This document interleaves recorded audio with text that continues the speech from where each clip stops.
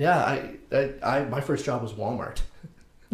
And I wanted so badly Can't to picture be. you at Walmart.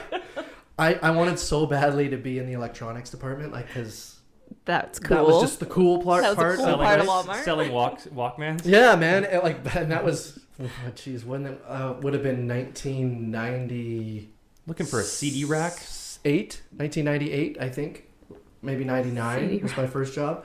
So yeah, it was like old boom boxes, CD and like, cleaners. Oh yeah, yeah. Remember the spray, and you had to like wipe the CDs. Oh yeah, to clean them? yeah. But like so, your but I didn't get electronics. I wanted it, but I didn't get it. They put me. They were like, well, we don't have any openings in electronics, but we can put you in household chemicals. So I was like, okay, and so they take you to these like 3 aisles, and they're like, your job is to keep the Clorox stocked and faced. And that's just your whole job all day. It's gonna come back one day. Yeah. But then I did that. I was like, but every single shift I was like, but when there's an opening in electronics, right? So then I started like slowly getting my way in there, and then eventually I got moved to that. And it was honestly, it was a cool job because you get to work with other people. You're in there with like 2 or 3 other people. It's like its own store. Like a Walmart's electronics section is like a store within a store. It's like a mini Best Buy, basically, right? So I did that for my first job for a while, and then literally I went right into making money doing music. Like right after that, I joined like a sort of a more musical oriented group in Saskatchewan. Where'd you serve? Well, I You did. were a server. Yeah, I did that. I didn't start doing that until I was 20 or 21 when I got into a group that toured all over Canada and some of the northern states for like 3 years, and we traveled for like 10, 11 months out of the year. I counted once with that group. I did like over 1,500 shows in that 3-year period. Wow. Yeah. And I made money. That was my job. My job was to do that. I made money doing it. And we traveled constantly, living out of a suitcase. And it was really cool. But then just after a while, you just can't. I just want to hear some of the jobs that you've had before you got into this, because your jobs are arguably the most enjoyable ones to talk about. Yeah. So on my way home from school in like grade 5 or 6, I would stop at a lawyer's office and I'd go cubicle to cubicle picking up his garbage. Grade 7, I wanted an Xbox. My mom and dad wouldn't get me one, so I applied at Little Caesars, and I was their sign shaker out on the road. I literally did the sign shake. I got spit on. I just saw one of those guys today. They're still doing it. That's still a job. Oh yeah. So me and my buddies would go out there, and one of my buddies got like kind of jumped or roughed up by like some of the high school kids at Kennedy. So they brought us on as like backup, and they'd have like a couple like grade 7, so like 12 years old. We weren't even legally allowed to work. Eventually, I think we got let go because of that. But we would work different corners, and they gave us walkie-talkies to like communicate with each other. And then I went from like that to Tim Hortons. I was a baker at Tim Hortons making the donuts. Chuck E. Cheese, Starbucks. Chuck E. Cheese. Wait. Yeah, no. Wait. Okay. What job did you have at Chuck E. Cheese?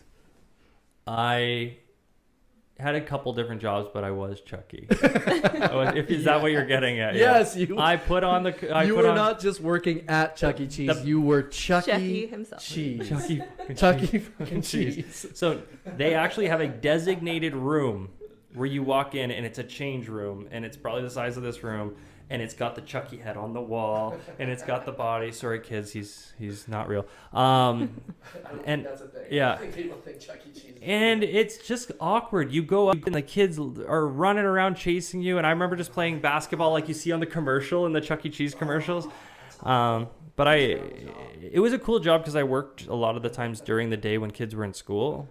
So I would just get like a bunch of tokens and play games. And there was one game called Gorilla Grip, and you had to hang on to these gorilla hands, and it started to vibrate so hard that you would like, your hands would just naturally let go. And it was whoever could hold on to the gorilla the longest. It was fun. I liked it. And then Starbucks, Best Buy, PetSmart, stocking shelves at like 5 a.m. Shout out to Chelsea, my wife, who drove me there at 4 a.m. Sutherland doing calls at the call center. I DJ'd weddings. You were all over the place. All over the place. I think there was even more than that. I just lose count. And Yeah. then you just ended up in. I In think real when I estate. went to the wedding show, when I was getting married, you were running a DJ booth. There was a point where I was running a real estate booth and had a DJ booth at the wedding show. I had like 2 That's different booths amazing. going. Yeah. I've done. I've often thought about having something at wedding shows, like because I play, right? Yeah. Like I've done weddings, lots of weddings here and there. Pays well. Yeah, just being able to do like the cocktail hours, or I've played people down the aisle. I've played people's first dances. I've played So I would offer cocktail hours. I would and- offer background music because I'd play the piano. Yeah. But I didn't want to have to learn someone's song and have the responsibility of like screwing up Oh, someone's it's a big first deal, man. dance Oh, or like walking down the aisle. So what it's the most nerve-wracking the thing. only thing I would offer in my package was piano at cocktail hour because it's just background music. background music. You can just make up doodle stuff as on you the go. piano. That's all you're doing. for the whole time. And that's the only thing I would offer. I played a wedding of friends of my wife and I. They weren't like super close friends of ours, but we'd known them through other people. And she was like, I want you to play our first dance, and it needs to be this song, and then I want you to play like in the hall, like the church or the hall, as everyone's coming in, and then I want you to play me down the aisle. But she gave me like no reference of when things were supposed to really be happening and the timing of everything. So that was the most nerve-wracking thing I've ever done, because I could It's a see lot of out, pressure. yeah, I could see it was all glass walls, and I could see them walking, like start to walk down. I'm like, do I start playing the song now? And somehow I ended up timing her song of her walking down the aisle so perfectly that when she got to the door and it opened, it got to like the chorus of the song. That's She was like in awesome. tears when she That's heard it. awesome. I had so some embarrassing. It worked out. I had some embarrassing moments when I was DJing. I'd like put a song on and I'd run to the bathroom and think I have more time than I did, and I'd be like midstream, and I would just hear the music stop, Uh-oh. and I'm like, oh my god. I'm like, So you're hurry trying up, to hurry up, hurry up. And I'd get out there, and there's nothing more awkward than coming out of the bathroom and having the entire room looking at the bathroom like you screwed up. And the worst was I was at one in like Woodsley in the small little hall, and there's like kids dancing, and I put on a Enrique Iglesias song, but I accidentally, before I went to the washroom, played the explicit version. And I went to the washroom, using the washroom, and the music stops mid-song.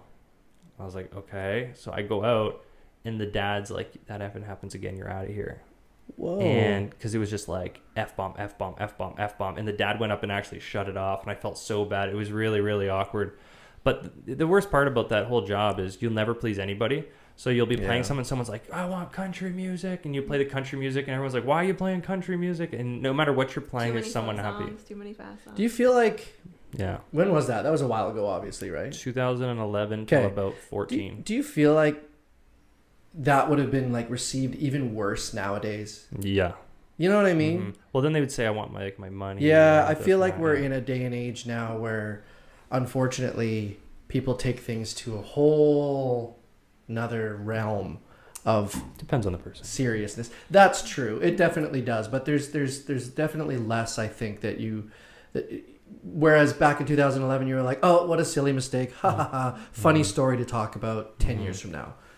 But like if that happened this year, Yeah. you might have somebody like bringing a lawsuit Well, against you at for that the emotional damage that you caused Well, their now children. there's reviews on Facebook and Instagram. And Yeah, all these that's a things. big And difference too. 2011, it was only a couple years old, so I didn't have a lot of that social media advertising. Yeah. It Yeah. was just word of mouth. It was fun though. I liked it. Yeah. Oh, that's great. That's great. It got old in the end when you're busy doing other things like real estate, because you're the first one to show up, the last one to leave. There is a lot of pressure, but once you get good at it, just like with music, Mm-hmm. even though you get the pressures there, you get free food, drinks, you're hanging out with people, playing music. I mean, it's not the worst job. No, it's not. No, it was fun. I'd do it again. I want to see you get out there and just have like your Realtors for Life DJ booth. setup. Oh my god. Selling houses and spinning discs. Shot. When we're allowed, we should have a party for all of our clients, and you should DJ at the party. So Yeah. Jill knew me, but there was a time between when she knew me to real estate. There's like a gray area there where she didn't know me when you were in Vancouver and all that.